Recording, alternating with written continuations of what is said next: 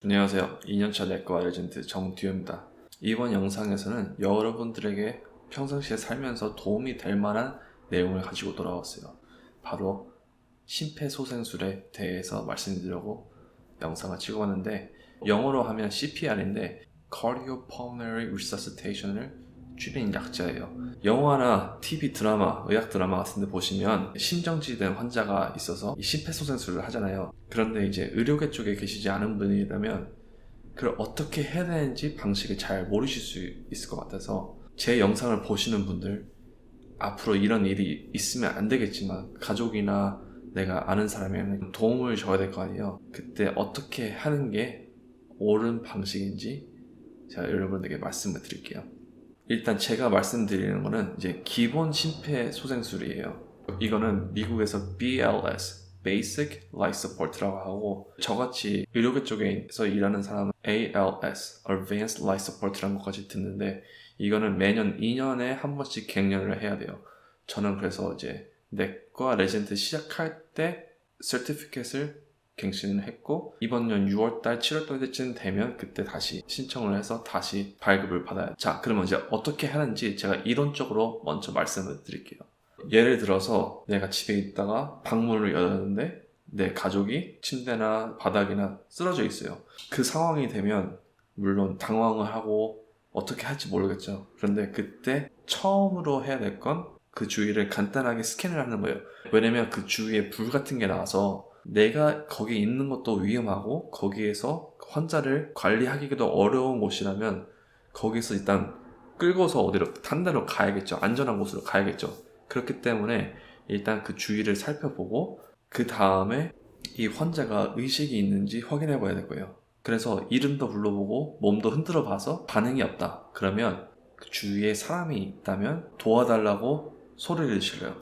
그런데 이때 도와달라고만 하는 게 아니고 이제 AED, 자동 외부 제세동기라는 거를 갖다 달라고 사람들에게 말을 해야 돼요. 소리를 질러서 전달을 해야 돼요. 이거 말할 때 그냥 말하지 않고 내 눈에 보이는 딱 한 사람한테 너는 이걸 갖다 달라, AED를 갖다 달라 하고, 이제 또 다른 사람에게 너는 그 사람을 보고 911, 한국에서는 119에 전화를 해라, 이렇게 사람을 집중적으로 포인트해서 말하는 게 그냥 아무나한테 도와달라고 말하는 것보다 더 효과가 있대요. 이게 왜냐면 그냥 말을 하면 이 많은 사람들이 이 사람이 도와주겠지, 옆에 있는 사람이 도와주겠지 라고 생각을 하면서 아무도 이렇게 선뜻이 도와주려고 하지를 못하는데, 만약에 내가 그 한 사람을 보고 너는 빨리 가서 제세동기를 갖다 달라, 너는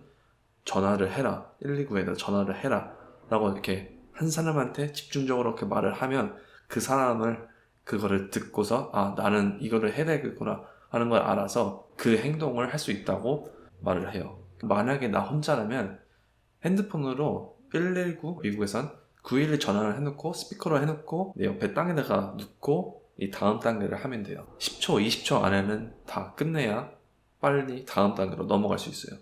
이 다음 단계로 가기 전에 이 AED라는 자동 외부 제세동기잖아요. 이거는 어디에 가든 있어요. 어떤 마켓에 가든 운동 헬스장에 가든 뭐 지하철에 가든. 제가 지금 보여드린 사진은 제가 한국에 1년 반 전에 갔을 때 지하철에서 찍었던 사진이거든요. 그러니까 여러분들도 이제 어느 빌딩에 가거나 지하철 그런 데를 가다 보면 한 번쯤은 이게 있는지 확인을 해보시는 걸 추천을 해요. 이게 어디에 있는지 대충 알아야 이런 상황이 돼 있을 때 내가 그거를 가지러 가게 된다면 빨리 갈 수 있죠. 그러면 이걸 다 했어요. 이거를 10초, 20초 안에 다 했어요. 그 다음은 이 사람이, 이 환자가 숨을 쉬는지 맥박이 있는지 확인을 해보는 거예요. 맥박이 있는지는 손가락을 경동맥에 갖다 대고 맥박이 있는지 확인을 해보면 되고, 숨을 쉬는 거는 이 가슴이 움직이는지 숨소리가 나는지 그런 식으로 확인을 하면 돼요. 근데 여기서 중요한 거는 이 사람이 숨을 쉬고 맥박이 있다면 그나마 마음이 좀 놓인 거예요. 그때는 응급차가 올 때까지 같이 있으면 되는 거고, 그런데 맥박은 있는데 숨을 쉬지 않는다. 그럴 때는 심폐소생술을 하는 게 아니고 5초에서 6초에서 한 번씩 인공호흡을 하는 거예요. 이 인공호흡은 5초에서 6초에 한 번씩 1분에 10번에서 12번 계속 도움이 올 때까지 하고 2분에 한 번씩 이제 몇 박이 뛰는지 확인을 하는 거예요. 계속 하다가 만약 몇 박이 없어졌다. 그때는 심폐소생술로 전환을 해야 돼요. 그리고 처음 체크했을 때 몇 박이 없다. 그러면 심폐소생술을 해야 돼요. 몇 박이 없어도 환자가 숨을 이게 미국에서는 gasping이라고 하는데 이렇게 쉬는 것 같이 느낄 수 있어요. 그런데 그거는 중요하지 않아요. 왜냐면 몇 박이 없다는 것은 피가 내 몸에 산소를 공급할 수 없다는 거예요. 왜냐면 피가 흐르지 않으니까. 그때 해야 되는 게 바로 심폐소생술인데요. 심폐소생술은 이제 가슴 가운데 배가 아니고 가슴에 이 sternum 거기에 손을 이렇게 대고 손 모양은 어떻게 하든 상관이 없어요. 근데 저는 이렇게 많이 해요. 한 손은 밑에 사람 몸에 대고 이제 다른 한 손은 이렇게 깍지를 끼고 이렇게 하는데 가슴 정 가운데를 이렇게 눌러줘야 돼요. 이거는 30번을 하고 2번 호흡을 주는 거예요. 이게 30 chest compression and 2 rescue breath. 가슴 압박을 30번 하고 2번 인공호흡을 주는 거예요. 30번을 하면서 하나, 둘, 셋, 넷 이렇게 말을 하고 하면 좋아요. 내 옆에 다른 도와주는 사람이 있다면 그 소리를 듣고 이제 미리 준비를 할 수 있으니까. 인공호흡을 할 때는 이렇게 길게 해도 안 되고 이렇게 짧게 해도 안 되고 한 1초 정도 이렇게 2번 이렇게 해야 돼요. 그리고 내 입과 그 환자 입과 이렇게 딱 아물게 한 다음에 그래야 이제 공기가 옆으로 흐르지 않으니까.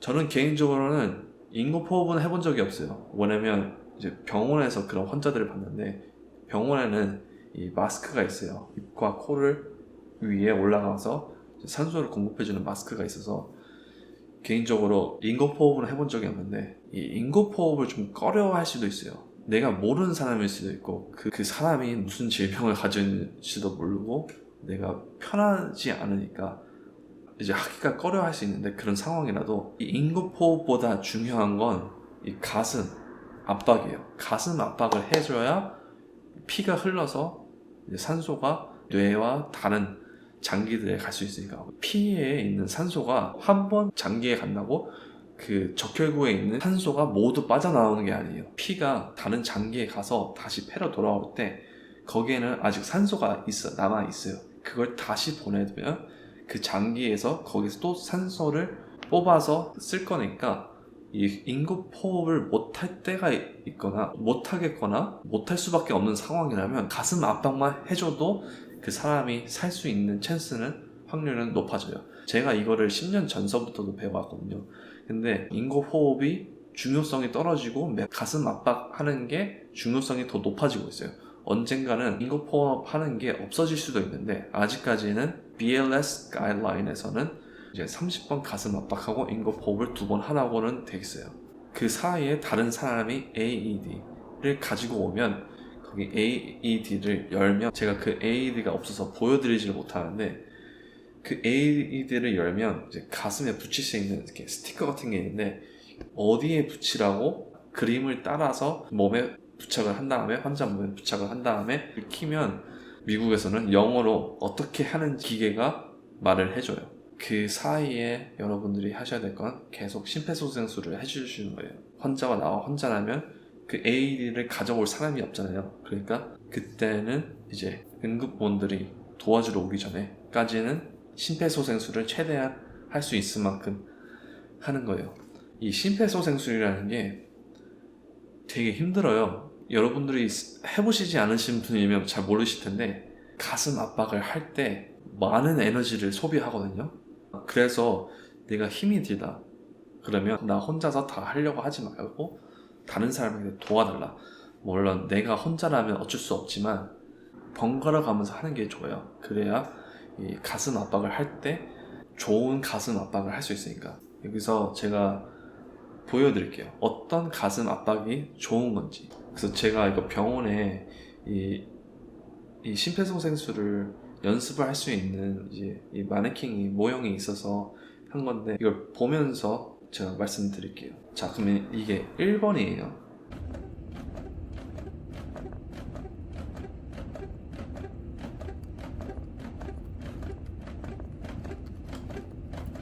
네, 이게 2번.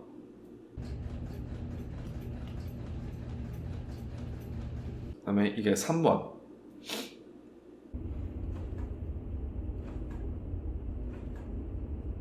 자, 그러면 1, 2, 3번 중에서 제대로 된 가슴 압박이 무엇일까요? 정답은 1번이에요.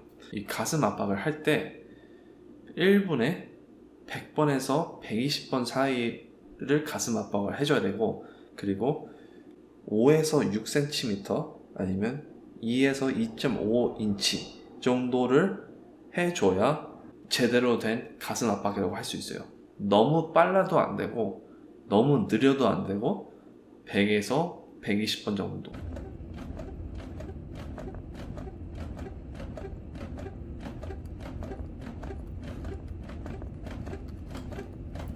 자, 여기서 저희가 처음 했던 게 뭐냐면 그 주위를 살펴보는 거잖아요. 안전한지. 만약에 침대 위나 이제 모래판 위에 사람이 있어서 가슴 압박을 한다 그러면 이제 위에서 누르면 밑으로 꺼지니까 제대로 된 심폐소생술이 안 돼요. 가슴 압박이 제대로 안 되니까 그럴 때는 이제 밑에가 편편하고 단단한 곳에 움직여서 해주는 게 좋아요. 움직일 수가 없다면 그 밑에 단단하고 평평한 거를 뭐 나무판이나 뭐 테이블이나 뭐든 밑에 깔아서 심폐소생술을 하는 게 좋아요. 그래야 5에서 6cm 누를 때 2에서 2.5인치 누를 때 제대로 된 가슴 압박을 할 수 있으니까. 자, 그럼 최대한 제가 간단하게 이걸 요약을 해볼게요. 첫 번째, 이 주위를 살펴보다 안전한지. 두 번째, 환자가 의식에 있는지 확인해보는다. 세 번째, 주위에 사람들이 있으면 AED를 갖다 달라고 말을 하고 다른 사람에게 119, 911에 전화를 하라고 말을 한다. 네 번째, 맥박이 있는지 숨을 쉬는지 확인을 한다. 다섯 번째, 맥박이 없다면 심폐소생술을 시작을 한다. 심폐소생술은 가슴 압박 30번, 인공호흡 2번. 그걸 계속 반복한다. 도움이 올 때까지 아니면 환자가 깨어날 때까지. 그 사이에 다른 사람이 AED를 가지고 오면 그걸 몸에 부착해서 심폐소생술을 계속하면서 그 기계가 무슨 말을 하는지 듣고 하는 대로 따라한다. 이 AED 기계는 심장에 전기를 주는 기계예요. 영화나 드라마 같은 데 보시면 이 패드에 재 같은 거 해가지고 차지한 다음에 제세동기를 쓰잖아요. 그거를 하는 게 이 AED인데 여러분들이 모르실 수도 있는데 이 모든 심정지가 이 제세동기를 사용하는 게 아니에요. 제세동기를 사용할 수 있는 이 심장 리듬이 있어요. 영화나 드라마 같은 데 보면 멋있게 보이려고 그걸 항상 사용하나 봐요. 근데 이제 현실에 가면 이 제세동기를 안 쓸 때가 많아요. 제세동기를 항상 준비하거든요. 그리고 요새는 대부분 패드를 몸에 붙여서 스티커 같은 걸 붙여서 사용을 하지. 이렇게 드라마 같은 데서 보이는 그런 양손에 잡고서 하는 거를 거의 쓰지 않거든요. 그 패드를 몸에 붙이면 이제 심장 리듬을 모니터로 볼 수 있어요. 여기에서 이 제세동기를 사용하는 리듬은 pulseless VTach 아니면 VFib라는 거밖에 이 제세동기를 사용할 수가 없어요. 이제 심장 리듬이 아예 없어요. 그러면 이제 수평선으로 그려지거든요. 그런 것들은 여러분들이 드라마나 영화에서 많이 보셨을 거예요. 이제 환자 모니터가 있는데 심장이 이렇게 뛰다가 갑자기 띠 하고 나는 거. 이거를 asystole 하는 거고, 이거는 이제 심장이 이 asystole와 그리고 이제 심장 리듬이 뛰는데 맥박이 없어요. 그러면 이건 PEA, Pulseless Electrical Activity라는 거고, 그것도 이 제세동기를 사용하는 게 아니에요. 그래서 이 모든 심장지 환자에게 이 제세동기를 사용하는 게 아니고 Pulseless VTach과 VFib만 사용을 하는 거예요. 이런 거는 이제 ALS, Advanced Life Support, 이제 넘어가는 단계인데, 그 AED 기계는 이거 패드를 부착했을 때 그 리듬을 읽어내서 전기를 줄 건지 안 줄 건지 얘가 판단을 할 수 있어요. 그래서 이걸 붙이고서 심폐소생술을 하다가 그 AED 기계에서 손을 떼라고 할 거예요. 그 환자의 리듬을 체크를 해야 되니까. 다른 사람의 손에 있으면 그 다른 사람 손을 통해서 이제 전기가 흐르니까 손을 떼서 그 기계가 심장 리듬을 읽은 다음에 전기를 줄지 안 줄지 자기가 판단을 해요. 자, 그러면 제가 말씀드렸다시피 이게 영화나 드라마 같은 데 많이 나오잖아요. 그거를 몇 개를 보면서 제대로 하는 건지, 왜냐면 저같이 의료계에 있는 사람들은 이런 영화들을 보면서 너무 말도 안 되게 한다, 너무 저거는 형편없다라고 생각할 때가 있거든요. 과연 그게 어떤 건지 예를 보여드리면서 같이 잠깐 동안 보도록 할게요. 이 영화는 드웨인 존슨이 나오는 샌드레스라는 영화인데, 손은 이렇게 잡든 상관이 없는데 일단 너무 높아 보여요. 높은 곳에서 하면 힘을 주기가 힘들거든요. 그래서 이걸 직접 할 때 되면 환자를 내릴 수가 없다면 내가 올라가서 뭐 침대 위에 올라가든 그 환자 위에 올라타든 상관없어요. 보통 옆에서 하는데 힘을 받으면서 하는데, 환자가 진짜 환자가 아니고 이제 배우니까 그 산 사람 가슴에다가 가슴 압박을 하면 당연히 안 되잖아요. 아프기도 하고. 그러니까 어느 정도는 이해를 할 수 있는데, 제가 아까 말씀드렸죠. 5에서 6cm 정도 들어가야 된다고. 그런데 여기선 아무리 봐도 그냥 깔딱깔딱 하는 것밖에 안 보여요. 그렇기 때문에 이거는 제대로 된 가슴 압박이 아니다라고 판단을 지을게요, 제가. 이거는 주라식 공원에서 나온 씬인데, 여기서 잘못된 거는 일단 가슴 압박을 제대로 하는 것 같지는 않지만 너무 빨리 인공호흡을 했어요. 가슴 압박을 한 5번밖에 안 했는데 인공호흡을 바로 가잖아요. 제가 아까 말씀드렸죠. 이 인공호흡보다는 더 중요한 거는 이제 가슴 압박이에요. 가슴 압박이 더 중요하기 때문에 이거는 너무 빨리 인공호흡을 했다.